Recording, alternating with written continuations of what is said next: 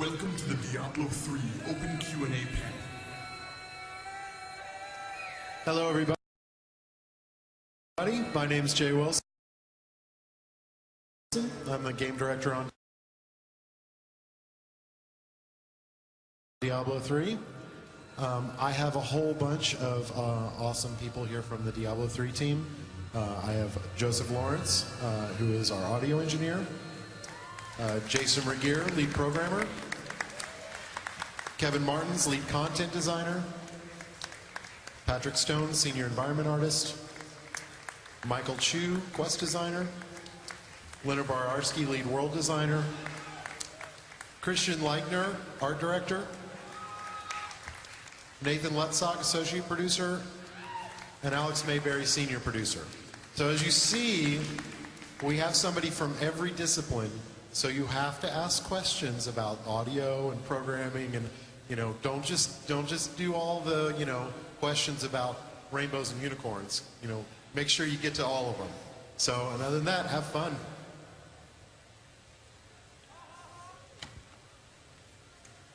All right, here we go. Okay, hi guys, and thank you for everything you've shown us so far. So I had a question. Basically, you said that you wanted to make the player focus on the game and not on the UI, basically. That is a good idea, but when you've got like, I think it's 96 billion of possibilities in your runes, you've got also the traits, you've got the skills, you've got the charms and the talisman. So how are you going to manage the fact that all the players will have to think about all of this when creating the character? And also, how are you going to balance this in PvP? Because basically, if you're playing with 3 players, it's 96 billion multiplied by 3, plus the traits, plus etc. All right, so that's 2 questions. Anybody want to take one of those? Okay, so on the UI side of things, I'll leave the P1 for Jay for a second here. On the UI side, you don't have that many choices at any given time. So the way it works right now, which may change, of course, we're always iterating, is every even numbered level you get 1 skill point, and you have your kit of 7 skills that you can pick. So initially when you start the game, you just have 1, and then 2 and 3 and so forth. You can add another skill point into an existing one to level it up, or pick a new skill. That's just one example, and same thing with the traits. You're sort of spending 1 point at a time. It adds complexity over time, but it's all very accessible, and all the UI revisions you see us do are there to make it easy to make those choices. So these little small choices end up becoming something much bigger as time progresses. So the UI actually does a great job of keeping the choices compartmentalized. So I'll take the balance one. So how do we balance? I mean, I think you're specifically asking about PvP, but I'm going to take it broader than that. Most of the time, I mean, how do you balance a game is, I could probably talk for 2 or 3 hours about how you balance a game. It's very difficult to answer that question quickly.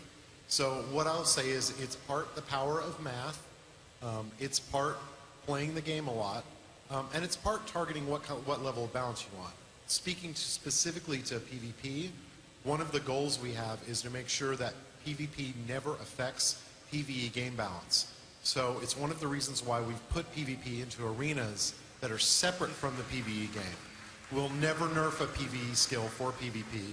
We can balance every skill specifically for PvP. Awesome, thank you. Hi, I was wondering about your plans for endgame content for Diablo 3. Are we just going to kill the last boss on the hardest difficulty and that's it? Or will there be some kind of multiple repeating dungeons that you can do with your friends so that you don't run out of stuff to do at the end? No, you'll kill the last boss like 800,000 times until your eyes bleed, right?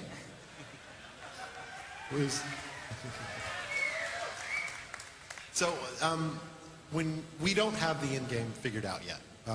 The right time for us to figure that out is going to be when we're getting close to beta, when we've probably right when we've put it into players' hands and they can play a good portion of the content. It's hard to build in-game before you have game, so it has to come in the right order. That being said, we think we have a pretty good idea of the kinds, because there's a lot of different kinds of players, and Diablo 2 didn't really do a good job of catering to all of them. There's those players who want to re-roll characters, and that's their version of the end game. They don't necessarily want to search for loot. They want to, you know, play a different character or replay the same character for a good reason. So we can come up with good motivations that reward that activity. There's players who want to acquire more loot, and really for them, what we want to do is say, well, what's the most fun way to play the game? That should be the best way to get loot.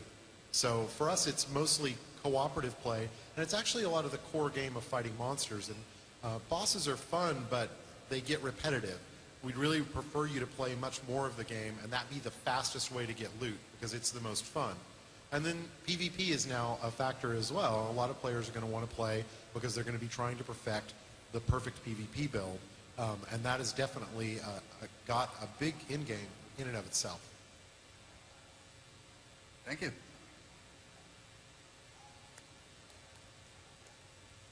Hi. What is your priority for adding multiple multiplayer game modes, like maybe obviously CTF and Deathmatch come to mind in addition to the arena? But what about things like an escort or hunted, or say for instance base attack or defend, or even more specifically a Dota killer? Because if there's any game that I think can do it, I think it's this game's multiplayer potential. Okay, I'll take that one. We very much want to focus on making sure that it supports what the core game is. We don't really want to pull the game in a lot of different directions. Any mode that we might do is going to be focused back on the core game. Would we do more modes or different kinds of ways to play the game? Yeah, if we thought it would support the goal of what we want the game to be. Is that a possibility? Absolutely. We're really going to have to see how the game turns out and how people are playing it, and where we feel it's kind of similar to talking about the end game. Where are we missing an opportunity to appeal to part of the audience that might want to play a particular type of game? Thank you. A lot of us who played Diablo 2 focus more on PvP, even though it wasn't really supported. What are you guys going to do for maybe like clan or guild affiliations? Not like a World of Warcraft full-blown guild UI, but maybe just letting people know where you come from. So we haven't actually decided what we're going to do with guilds yet. It's would be a battlenet level feature, and a lot of our battlenet stuff is under discussion. So we're not quite sure at this point.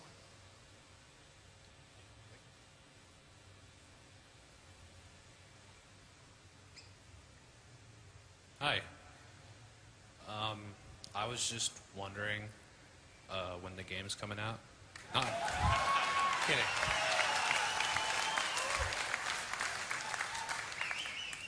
I just wanted to ask. Tuesday after it's done.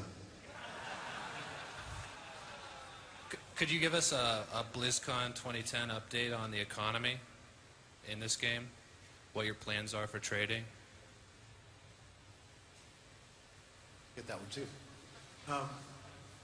You guys have to ask a programming question soon. Jason's going to get lonely. So economy. Well, we announced Artisans a couple months ago, and Artisans are a massive impact on the economy. Diablo 2's economy had several problems. It had an arbitrary gold cap, which essentially limited the ability to use it as a high-end currency. There was a massive amount of gold input into the economy and almost no gold leaving the economy. So with Diablo 3, we have a lot more control on gold coming in. We just don't throw quite as much gold at you. Diablo 2 really used gold as a reward. They just kind of threw it at you in buckets, and that it ceased to actually be a reward because you didn't care about it anymore. So we've got a lot more control over that. We've learned from that experience. And also on the sell prices of items, we've control. We now salvage items for the crafting system, which pulls one of the gold producers back out of the economy without turning it into gold. The crafting system itself has lots of gold inputs, and they're gold inputs that repeat. So every time you get a new item, you want that item to have the best possible gems, and you want to maybe pull gems out of another item, and you want to enchant it, and you might want to add sockets to it. all those things cost gold. And those things, that is our primary way that we're going to pull gold back out of the economy. So that's the economy question. The trading question is, we definitely want to support some kind of enabled trading. Like, we don't want you to have to spam chat channels or make games with special names. You know, that was not awesome, and we know it wasn't awesome. So we do want to fix it, but we haven't decided exactly how yet. I'd also like to jump in and say that, you know, in Diablo 2, we had the occasional problem with item duplication, which sort of hampered the economy. I don't remember that. It's true. So we've learned a lot since the days of Diablo 2, and you know, we have completely rewritten the item system from the ground up to make it more safe, more secure, and we expect that with Diablo 3 that you're going to have the best experience yet. So it's a big deal to us. Thank you. Hi, I had a question. Is there going to be like specific PvP gear or skills, you know, like resilience, or is it going to, like out on the floor with the arena battles? I noticed that the skills had cooldowns that are not present on the PVM demo. So if you could elaborate on that. We're not going to have PvP gear. PvP is not. Thank you very much. We appreciate your support. Do you guys want resilience in Diablo? Oh. We knew that. So yeah, no, we're gonna avoid PvP specific stats, and we're not gonna have any PvP gear or no power is gonna come from PvP. It's not the point of it. We don't want any kind of conflict between the PvE and PvP game. And then the way the arenas work is every skill has a set of PvE data and PvP data. So yeah, we do actually alter some of the aspects of skills to make them work in PvP. We try not to alter them so much that they change the nature of what the skill is. So they tend to be things like, we might change cooldowns from PvE to PvP. We might change costs or tweak damage a little bit. But we try not to change it so that it's foreign to you. We do have some skills that are more PvP leaning, because we don't feel, with the customization that you have in Diablo, it's pretty easy to avoid those skills if you're never going to PvP. But there's some skills that's just too, it's not that they're useless in PvE, it's that they're maybe not as useful or desired as they would be in PvP. And we think that's fine, as long as it doesn't dominate the whole skill set. Awesome. Thank you. I just wanted to know what Deckard Cain's doing in Diablo 3. I haven't heard anything about him, and I do like that guy.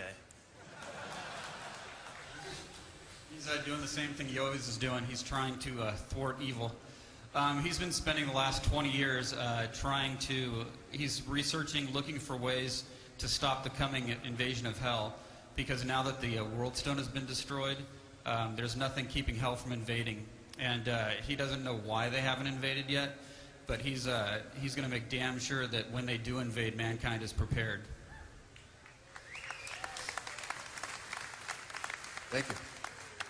Nathan does an awesome campaign, by the way. Come on up. One more song. Thank you all for coming out to BlizzCon.